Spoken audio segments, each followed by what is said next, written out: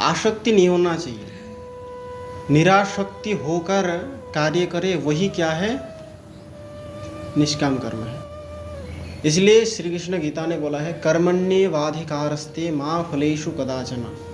कर्मण्येवाधिकारस्ते, कर्म में अधिकार है किंतु मा फलेषु कदाचन, कदापि फल में नहीं।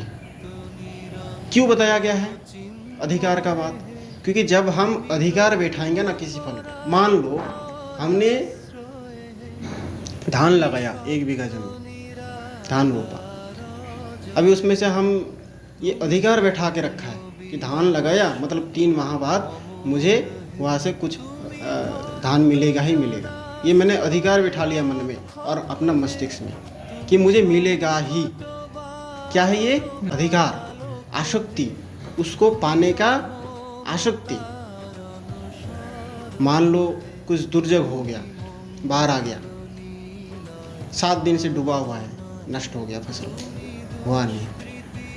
तब जो अधिकार बैठा था, आसक्ति था उस संपत्ति के प्रति, उस धान के प्रति, तो तब क्या होगा? शोक आएगा, दुख लगेगा ना। और दुख लगेगा ही नहीं, जो अधिकार बैठा रहेगा उसको बहुत ही दुख लगेगा। इसलिए कभी भी किसी फल में अधिकार मत बैठो और कर्म कर दे जाओ। इसलिए बोला है कर्मण्येवाधिकारस्ते मा फलेषु कदाचन।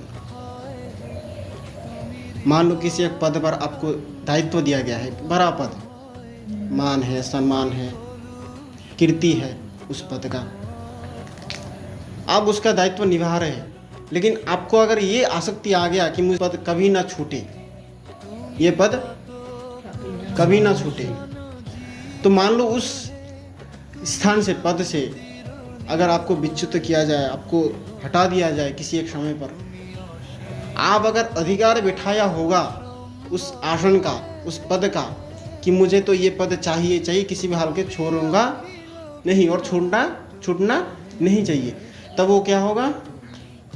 जब हट जाएगा क्या होगा? दुख लगेगा, और ऐसा दुख बहुत बड़ा दुख।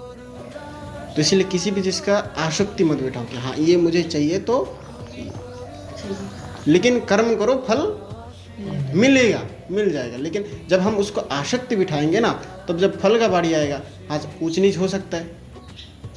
मान लो हमने धान लगाया, उसमें 5 मन आने का बात था, 4 मन आ गया, कोई बात नहीं, कुछ कारण रहा होगा इसलिए कम आ गया।